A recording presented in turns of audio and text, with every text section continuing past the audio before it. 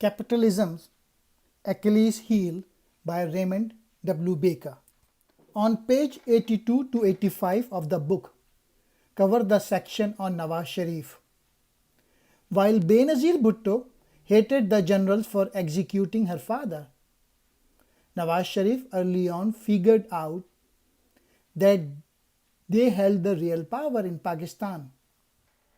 Nawaz Sharif's father had established a foundry in 1939 and together with six brothers had struggled for years only to see their business nationalized by Zulfikar Ali Bhutto's regime in 1972. This caused decades of enmity between the Bhuttos and the Sharifs. Following the military coup and General Zia's assumption of power, the business Ittifaq was returned to family hands in 1980. Nawaz Sharif became a director and cultivated relations with senior military officers. This led to his appointment as Finance Minister of Punjab and then election as Chief Minister of this most populous province in 1985. During the 1980s and early 1990s, given Sharif's political control of Punjab and eventual prime ministership of the country. So here is the important sentence. Ittifaq Industries grew from its original single foundry into 30 businesses producing steel, sugar, paper and textiles with combined revenues of 400 million, making it one of the biggest private conglomerates in the nation. As in many other countries, when you control the political realm, you can get anything you want in the economic realm. With Lahore, the capital of Punjab, serving as the seat of the family power, one of the first things Sharif did upon becoming Prime Minister in 1990 was build his long dream of superhighway from there to the capital, Islamabad. Estimated to cost 8.5 billion rupees. The project went through two biddings. Davao of Korea is strengthening its proposals with midnight meetings was the highest bidder both times. So obviously it won the contract and delivered the job at well, over 20 billion rupees. A new highway needs new cars. Sharif authorized importation of 50,000 vehicles duty free, reportedly costing the government $700 million in lost custom duties.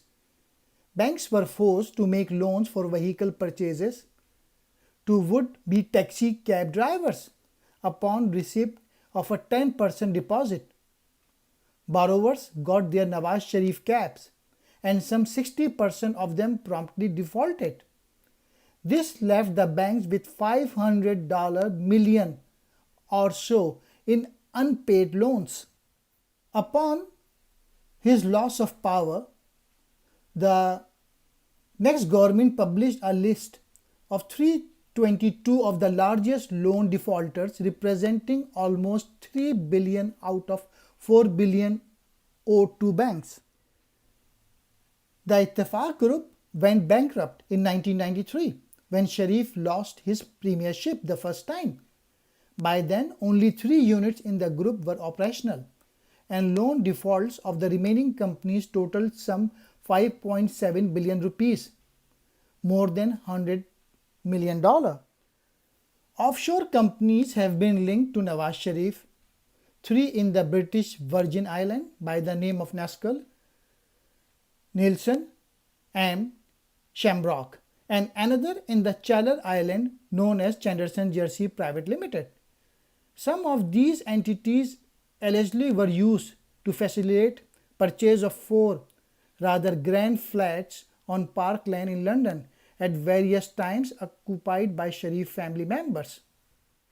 In her second term, Benazir Bhutto had Pakistan's FIA begin a probe into the financial affairs of Nawaz Sharif and his family. The probe was headed by Rahman Malik, Deputy Director General of the agency. Here are some important revelations in the report. At least $160 million pocketed from a contract to build a highway. At least 140 million in unsecured loans from Pakistan's State Bank. More than 60 million generated from government rebates on a sugar exported by Mr. Sharif and business associates. At least 58 million skimmed from inflated price paid for imported wheat from the United States and Canada. The report went to state that the extent and magnitude of this corruption is so staggering that it has put the very integrity of the country at stake. No other leader of Pakistan has taken that much money from the banks. There is no rule of law in Pakistan. It does not exist. In the second term, in 1998, Nawaz Sharif introduced a bill to impose Sharia law across Pakistan, with himself empowered to issue unilateral directives in the name of Islam. In 2000, exiled to Saudi Arabia, Nawaz Sharif had got 22 containers of carpets and furniture followed, and of course his foreign accounts remained mostly intact. Corruption and criminality run from the top down, with the political class constantly looting the national treasury and distorting economic policy for personal gain. Bank loans are granted largely on the basis of status and connection. The rich stash money of their money abroad in those willing Western coffers, while exhibiting little inclination to repay their rupee borrowings. Regarding Benazir Bhutto on pages 77 to 82, born in Karachi in 1953 and educated in private schools, Benazir Bhutto graduated from Radcliffe College at Harvard University in 1973. Going on to Oxford for a master's degree, she displayed her political skills and was elected president of the Student Union in 1977. Meanwhile, her father had become Prime Minister of Pakistan in 1971, was ousted in a military coup in 1977, and was executed in 1979 on charges of conspiracy to commit murder. Upon taking office in 1988, Benazir Bhutto reportedly appointed 26,000 party hacks to state jobs, including positions in state-owned banks. Bhutto and Zardari gave instructions for billions of rupees of unsecured government loans to be given to 50 large projects. The loans were sanctioned in the names of frontmen, but went to the Bhutto-Zardari combined. Zardari suggested that such loans are normal in the third world to encourage industrialization.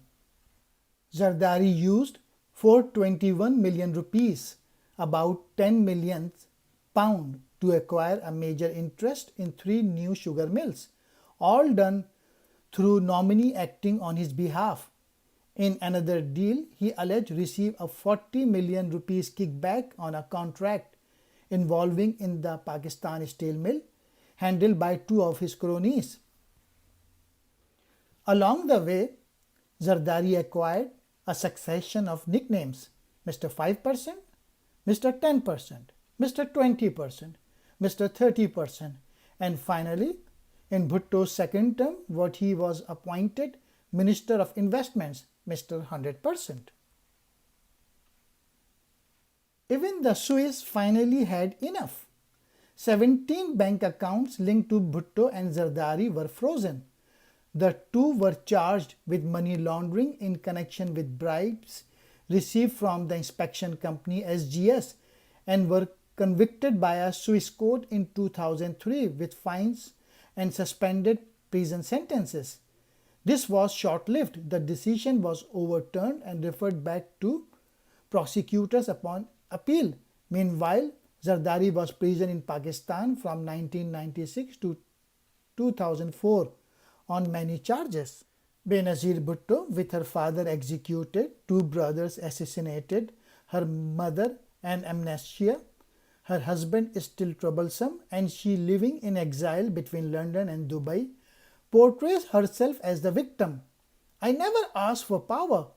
I think they, the Pakistani people, need me. I don't think it's addictive.